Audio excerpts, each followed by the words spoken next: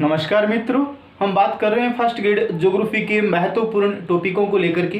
कुछ मित्रों के सहयोग और इच्छा के कारण अपने कार्य प्रारंभ किया था और बीजी लेवल से अपने शुरुआत की थी कि अब आज तीसरी बुक लेकर आए हैं राजनीतिक भूगोल के रूप में।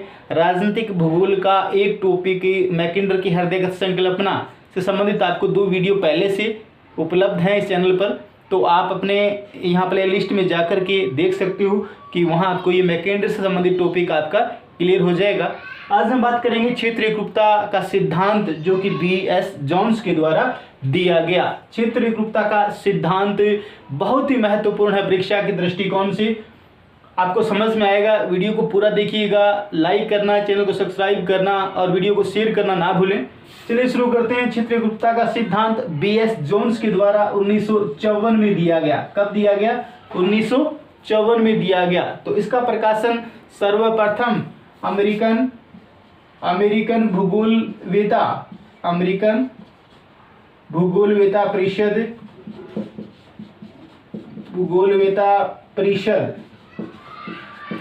परिषद की पत्रिका में हुआ। अमेरिकन भूगोलवेता परिषद की पत्रिका में प्रकाशन इसका सर्वप्रथम हुआ और जोन्स के द्वारा सर्वप्रथम इसका जो नाम था वो यूनिफाइड फील्ड दिया गया। क्या दिया गया? तो यूनिफाइड फील्ड दिया गया। क्षेत्र एकरूपता क्या दिया गया? क्षेत्र एकरूपता।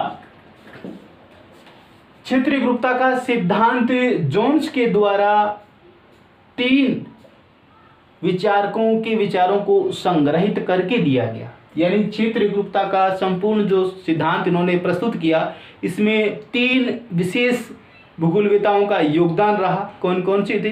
तो व्हाइटलसी की बात आप करोगे, जीन गॉटमैन की आप बात करोगे और आप बात करोगे यहाँ पर हार्टसोन की। तो आप बात करोगे व्हाइटलसी के बारे में, जीन गॉटमैन के बारे में और हार्टसोन के बारे में।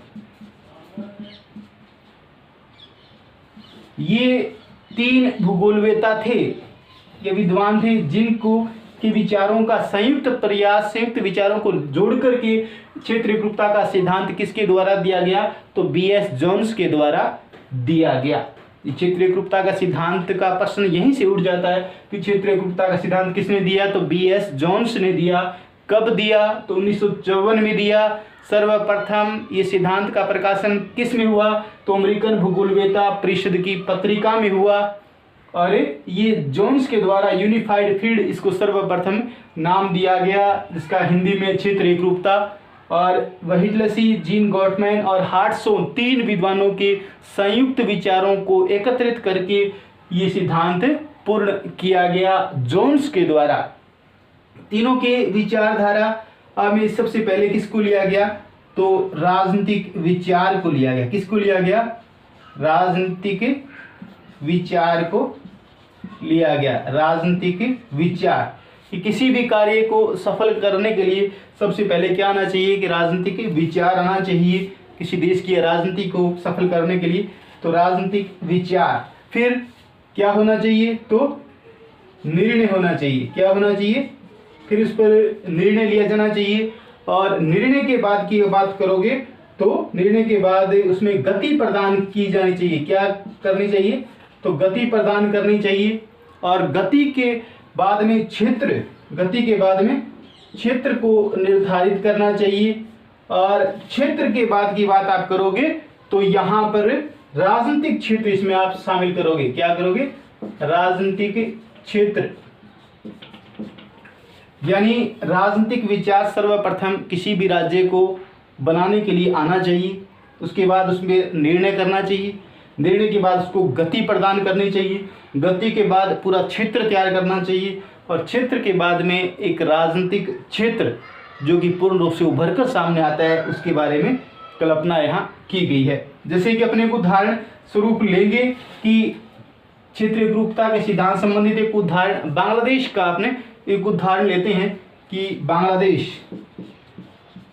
बांग्लादेश जो कि 1971 में क्या हुआ, आज़ाद हुआ। किस प्रकार की परिस्थितियां थी, कैसे हालात बने और क्यों बांग्लादेश सामने आया, इसके उदाहरण स्वरूप अपने बात करते हैं। तो बांग्लादेश का प्रारंभ यानी बीजारोपण वहीं से हो गया था जब ब्रिटिश या अंग्रेजों की कूटनीति सामने आई। फूट डालो और राज करो की नीति थी, उसी के माध्यम से जब विभाजन हुआ तो पाकिस्तान का दो स्वरूपों में अभौगोलिक विभाजन कर दिया, यानी पूर्वी पाकिस्तान और पश्चिमी पाकिस्तान, जिसके बीच में भारत का बहुत बड़ा भूभाग था। तो पाकिस्तान, पूर्वी पाकिस्तान और पश्चिमी पाकिस्तान में केवल एक धार्मिक समानता थी।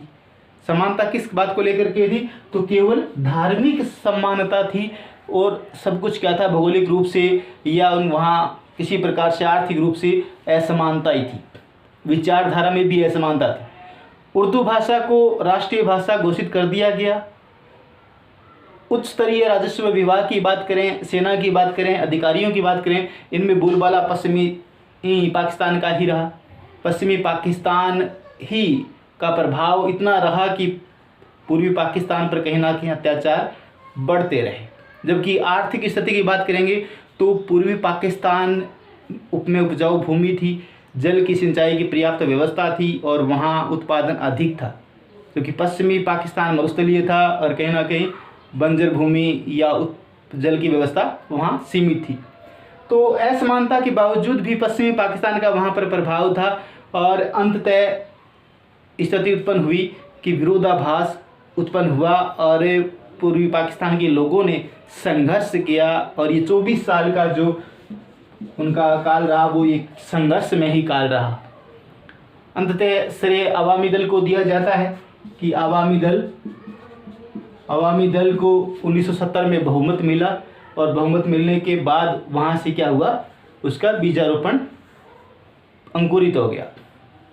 उसके बाद शरणार्थियों का भारत की ओर गमन करना, सेना का वहाँ से छोड़ना या संघर्ष करना, इस प्रकार की स्थिति बनी, जो कि एक भारत की सेना और पूर्वी पाकिस्तान की सेना के संयुक्त प्रयास से क्या हुआ, पाकिस्तान आज़ाद हुआ। तो वो क्या है, ये चीज़ें बताती है कि किस प्रकार एक क्षेत्र को तैयार किया गया। सबसे पहले एक राजनीतिक विचार उभरा कि दोनों अलग अलग है और दो देश बन सकते हैं।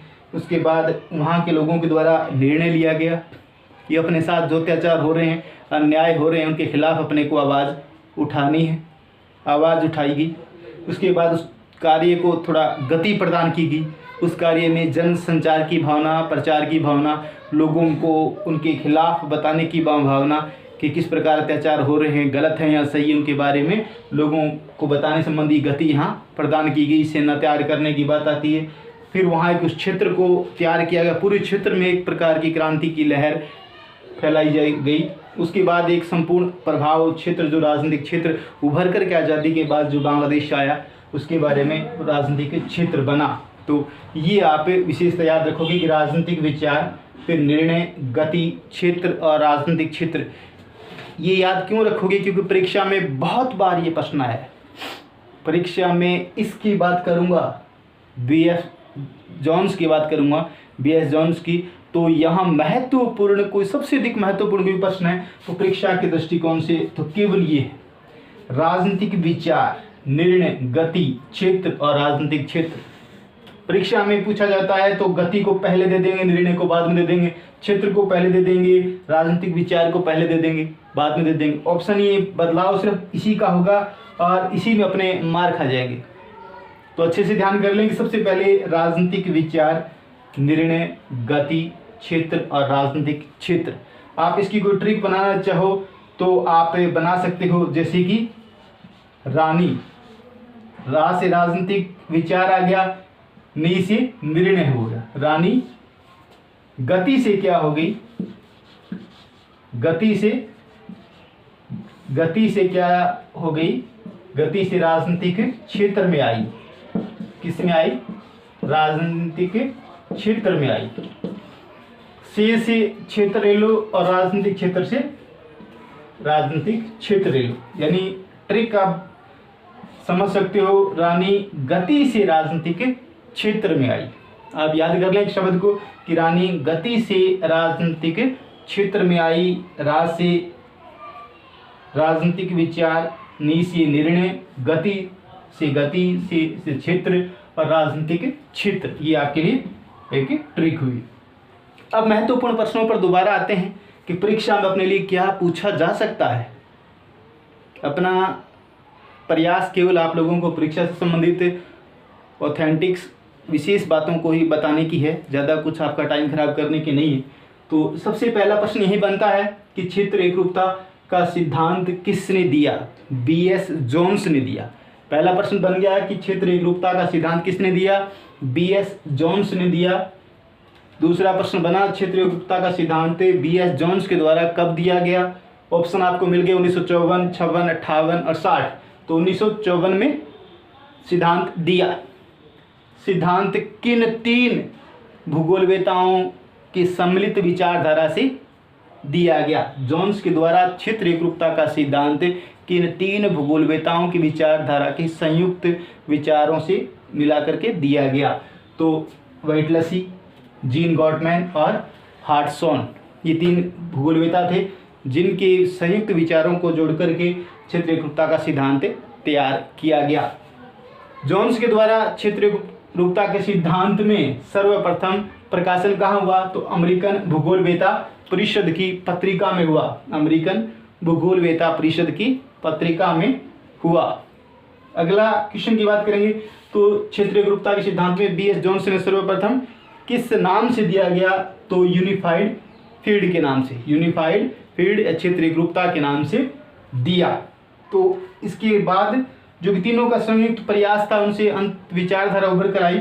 महत्वपूर्ण अपन इस पे बात कर चुके हैं कि राजनीतिक विचार, निर्णय, गति, क्षेत्र और राजनीतिक क्षेत्र। मेरे ख्याल से आपको ये टॉपिक यहाँ क्लियर हो गया होगा। छोटा सा अच्छा मज़ेदार टॉपिक था ये। कैसा लगा आपको ज़रूर लिखिएगा।